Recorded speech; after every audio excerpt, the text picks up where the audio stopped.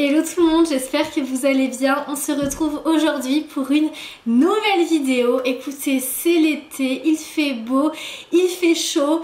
Je me présente à vous en tenue de sport car juste après je vais aller faire une petite séance de sport. Et écoutez, je me suis fait un petit matcha. Franchement, le matcha et surtout le matcha glacé en été, il n'y a rien de mieux. Vraiment, il n'y a rien de meilleur.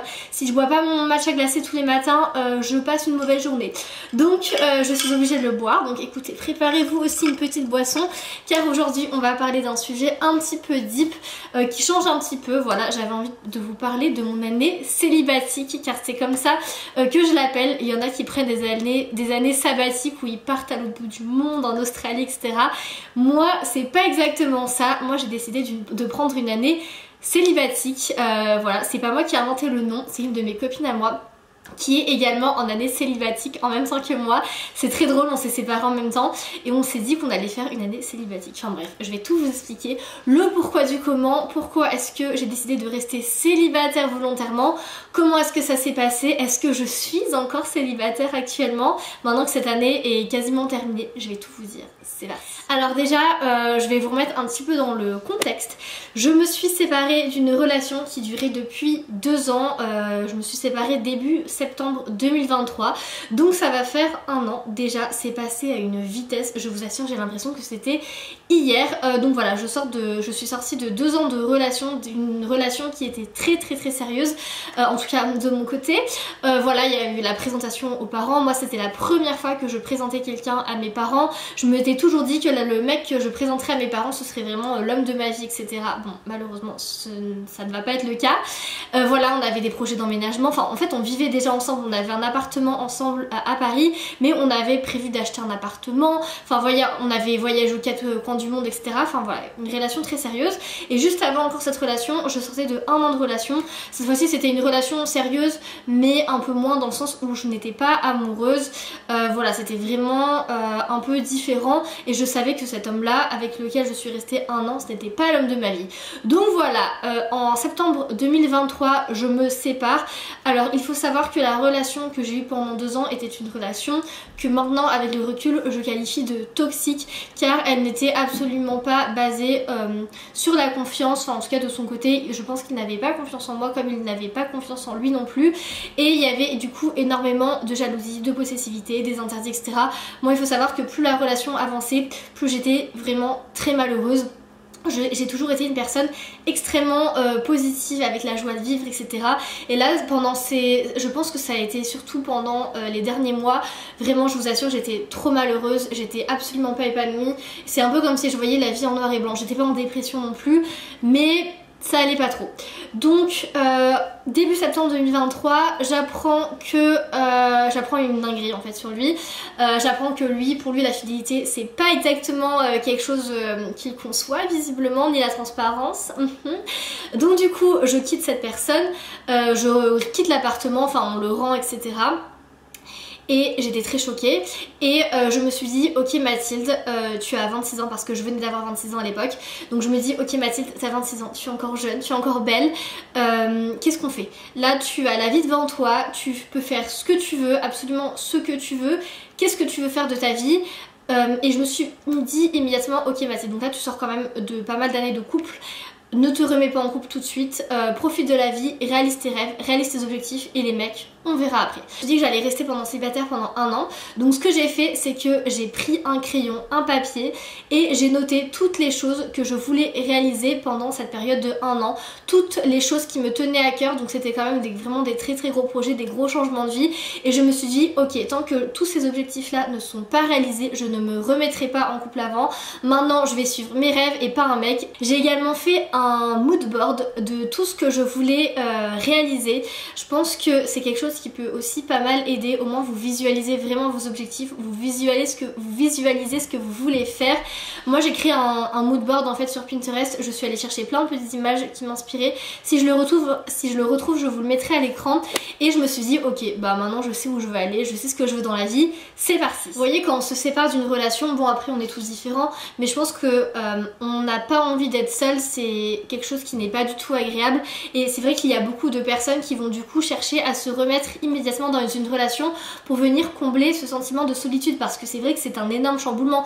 Vous sortez d'une relation hyper sérieuse où vous êtes H24 avec la personne à plus rien du tout, et forcément et bah ça peut chambouler. Enfin moi je sais qu'on était H24 ensemble et là du jour au lendemain je me retrouve toute seule, surtout que du jour au lendemain j'ai aussi changé d'appartement. Je passe d'un appartement où on habitait à deux à un appartement où j'habite toute seule et voilà, donc beaucoup de bouleversements, et je me suis dit non, je vais pas chercher la solution de facilité, je vais affronter cette solitude, je vais affronter cette remise en question, et justement je vais en profiter pour faire un état des lieux, un petit bilan sur moi-même.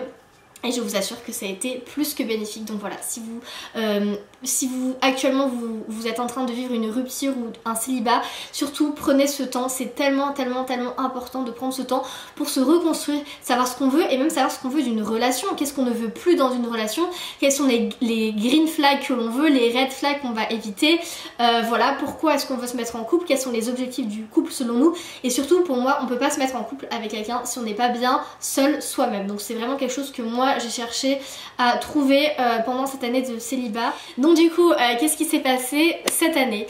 Eh bien, figurez-vous que je pense que ça a été une des meilleures années de ma vie, et quand je vous dis ça, je pèse mes mots. J'ai passé une année incroyable. Dites-vous que, en fait, déjà, dès que j'ai quitté cette personne, j'ai repris goût à la vie immédiatement. Et tous les matins, je me levais avec un sentiment de gratitude et j'allais me coucher, mais j'étais tellement heureuse de vivre, et je me disais tous les matins, mais qu'est-ce que j'ai de la chance, enfin je suis seule au navire, je fais ce que je veux de ma vie, et là tout est en train de bien s'emboîter dans ma vie. Enfin je suis encore, je peux pas le présenter, je suis mais tellement heureuse et tellement épanouie, alors que pourtant j'ai quand même connu pas mal d'échecs, on va y revenir après, mais même, enfin je me contentais de rien, alors c'est pas rien, mais j'étais tellement heureuse moi-même que, enfin vraiment j'ai connu un état de grâce, et je connais encore un état de grâce qui était incroyable. Donc déjà j'ai redécouvert le plaisir de passer du temps de qualité avec ma famille et mes amis. C'est vrai que quand j'étais en couple, j'ai un peu délaissé cette partie, ce qui me blessait, enfin ce qui me peinait beaucoup, donc là j'ai pu vraiment passer plein de temps avec ma famille, avec mes amis, on est partis en voyage ensemble, etc. J'ai énormément d'ailleurs voyagé pendant cette année, c'est quelque chose qui est très important pour moi. Non mais vous êtes pas prêts, j'ai fait je pense 15 destinations différentes hors France, enfin j'ai pété un câble. Je suis allée à Copenhague avec une copine, ensuite je suis allée à Genève, je suis revoir une copine à moi, je suis ensuite allée à Lisbonne avec un pote à moi, ensuite je suis allée à Prague avec une copine, ensuite je suis allée à Londres toujours avec une copine. Ensuite je suis partie seule 3 semaines au Japon. J'ai fait tout le tour du Japon en fait en solo, c'était un des plus beaux voyages de ma vie. J'ai vu le mont Fuji, je suis allée à Osaka, à Tokyo, c'était incroyable, enfin vraiment j'ai même pas les mots pour vous décrire ce que j'ai vécu. De toute façon j'ai tout filmé et tous les vlogs sont disponibles sur ma chaîne YouTube. Donc j'ai fait ça. Ensuite je suis rentrée, je suis allée à Ibiza une semaine avec des copines, et là je repars bientôt, enfin à la fin du mois, en Albanie avec une copine à faire un petit road trip. Voilà, j'ai quand même beaucoup voyagé, et vraiment c'est ma passion, enfin, et je pense que je vais continuer à voyager autant. Enfin, c'est vraiment quelque chose qui me remplit et qui me rend tellement heureuse, et en fait c'est là que je me rends compte que le monde est tellement vaste, il y a tellement de choses à voir. Pendant cette année célibatique, je me suis aussi beaucoup retrouvée donc seule. Vraiment je pense que j'ai passé beaucoup de soirs seule ici, où j'ai pu réfléchir beaucoup sur moi, sur ce que je voulais. J'ai également lu beaucoup de livres de développement personnel, des livres où j'en apprenais plus sur les relations entre les hommes, sur voilà, sur plein de choses, sur les relations, sur le comportement humain, etc. J'ai beaucoup évolué moi-même de mon côté. Ensuite quelque chose que j'ai fait aussi, j'ai fait du bénévolat. C'est la première fois que j'en faisais vraiment, et j'étais bénévole pendant à peu près 9 mois au Secours Populaire. Quand je vous dis bénévole, c'est que je passais une journée entière par semaine là-bas à aider à la distribution alimentaire, à rencontrer des gens très défavorisés. Ça m'a ouvert les yeux, ça m'a mis une claque, et je me suis rendu compte de la chance que j'avais moi de ne manquer de rien, et j'ai pu voilà parler avec plein de gens qui avaient des parcours totalement différents, etc. J'ai adoré, enfin franchement j'ai adoré. Je pense que tout le monde devrait faire du bénévolat au moins une fois dans sa vie. C'est hyper enrichissant. Il y a plein de fois où j'avais pas envie d'y aller, j'y suis quand même allée. Au final j'ai passé un super moment. Ensuite j'ai également fait une année de théâtre où tous les samedis après-midi je faisais partie d'une troupe en fait, et on a joué une pièce à la fin de l'année. On l'a même joué 2 fois dans un grand théâtre parisien. J'ai beaucoup aimé cette expérience, je ne la referai pas. pour des raisons que je vais vous expliquer après, mais voilà, ça m'a quand même beaucoup aidé, j'ai adoré, j'ai rencontré des nouvelles personnes, etc. Je me suis sortie de ma zone de confort et c'est tout ce qui compte. Ensuite, quelque chose dont je suis extrêmement fière, j'ai eu mon permis de conduire. Donc ça, je pense que je vous en ai tellement saoulé avec ce permis, mais je vous assure que ça faisait 10 ans, vraiment 10 ans que j'essayais d'avoir ce permis et je l'ai enfin eu en mai 2024. Voilà, au bout de la 5e fois, j'ai eu un échec début janvier qui m'a horrible, enfin c'était horrible, mais finalement je l'ai finalement eu et je suis vraiment trop contente. Ensuite, j'ai aussi beaucoup évolué professionnellement parlant.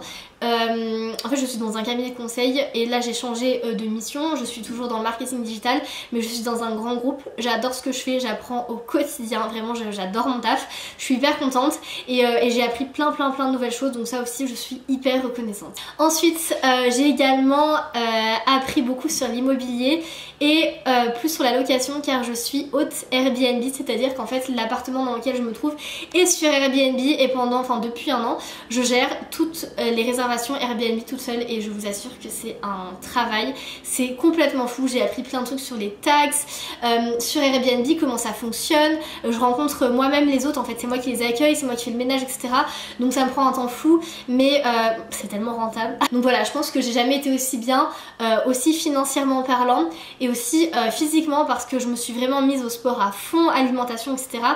Et voilà, je pense que je me suis quand même bien transformée et j'ai quand même beaucoup glow up en un an.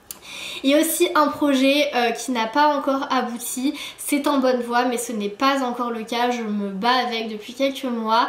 Je cherche à quitter Paris, voilà, j'ai cet objectif de partir vivre à l'étranger ou dans le sud de la France, etc. Je n'ai pas encore trouvé mon bonheur, mais j'espère que ça va arriver dans les prochains mois. Donc évidemment, je vous tiens au courant, mais surtout le plus important que tout ça, la paix intérieure. Je vous assure que je ne me suis jamais sentie aussi en paix, aussi calme. Enfin, en fait, il peut m'arriver des dingueries, mais je sais que j'ai cette chose en moi qui va faire qu'en fait, je vais toujours retomber sur mes pattes.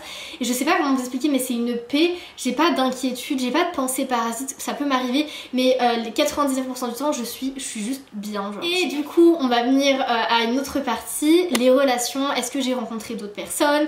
Est-ce que je me suis remise en couple?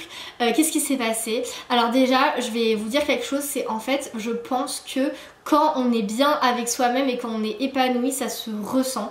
Parce que je vous assure que pendant cette année-là, je ne me suis jamais faite autant aborder, que ce soit au travail, que ce soit en soirée, à la salle de sport, sur les réseaux, n'importe où. On n'est jamais venu autant me parler spontanément. Alors, non, je me suis pas remise en couple pendant cette période-là. Très honnêtement, j'ai eu l'opportunité. J'ai rencontré 2-3 hommes avec qui ça a immédiatement matché. J'ai pas du tout cherché pendant cette année-là à faire des rencontres, vous voyez, sur des applis ou quoi, je n'ai rien cherché, mais j'ai rencontré 2-3 hommes tout à fait par hasard dans des soirées ou au travail, etc. Et en fait, moi je sais immédiatement si je peux tomber amoureuse de la personne ou pas. Et là je vous assure qu'au bout d'un quart d'heure de conversation, je me suis dit ok, c'est bon Mathilde, ton cœur n'est pas totalement noir, je pense que cet organe fonctionne encore et je pense que tu vas pouvoir retomber amoureuse. Parce que c'est vrai que j'avais peur de m'enfermer, de plus avoir ce sentiment amoureux ou quoi, et en fait bien sûr que si. Bien sûr que si, genre ça ne part pas comme ça et voilà, je me suis je me suis sentie pouvoir tomber encore amoureuse. Ce n'est pas arrivé, mais je sais que c'est possible. Franchement, pendant toute cette année là, j'ai mis beaucoup de barrières, j'ai refusé plein de dates, j'ai refusé plein de trucs parce que je voulais justement ne pas rencontrer quelqu'un, ne pas me bloquer. Voilà, j'avais vraiment envie et besoin de faire cette année toute seule. Après ça n'empêche que j'ai quand même rencontré des gens, etc. Mais j'avais pas forcément envie de quelque chose de sérieux avec eux. Et maintenant, qu'est-ce qu'on fait maintenant que cette année célibataire est bientôt terminée? En vrai, elle est terminée dans une semaine, donc on peut dire qu'elle est terminée. Qu'est-ce que je fais? Est-ce que je me remets en couple, etc. La réponse est non, pas pour l'instant. J'ai pas envie en fait de me bloquer ici. Voilà, j'ai pas envie de rencontrer quelqu'un qui va peut-être pas me bloquer dans mes projets, mais faire que mes projets vont prendre plus de temps. Donc voilà, je préfère quand même voilà, faire ce projet de déménagement avant de rencontrer quelqu'un parce que pour moi c'est vraiment primordial. Je pense honnêtement vraiment que pour moi le couple sera plus un projet de 2025. La meuf qui a vraiment tout prévu. Mais voilà, franchement je ne m'inquiète absolument pas pour moi. Je viens d'avoir 27 ans, je pense que je suis encore fraîche, hein. Je pense que ça va encore, je pense que j'ai aussi beaucoup appris sur moi-même, que j'ai beaucoup à apporter à un homme et je m'inquiète absolument pas pour moi, je ne suis pas du tout désespérée. Ne vous inquiétez pas pour moi non plus, tout va bien se passer et je pense que je rencontrerai la bonne personne quand je devrais la rencontrer. Et maintenant au moins je sais mais tellement ce que je veux. Dès que je vais voir un red flag, je vais tout de suite ne pas autoriser ce comportement. Je sais vraiment exactement ce que je veux, ce que je recherche dans une relation, où je veux aller, etc. Et c'est vrai que c'est des choses que je ne savais pas trop avant de me mettre en couple. Voilà, pour moi je voulais juste être en couple, bah voilà, pour partager des bons moments avec quelqu'un, etc. Mais je savais pas vraiment ce que je voulais, alors que maintenant, ne vous inquiétez pas, je sais exactement ce que je veux. Et voilà, donc je ne m'inquiète pas pour moi. Donc voilà tout le monde, j'espère que cette vidéo vous a plu. N'hésitez pas à vous abonner, à lâcher un petit like et on se retrouve très vite pour une prochaine vidéo. Bye!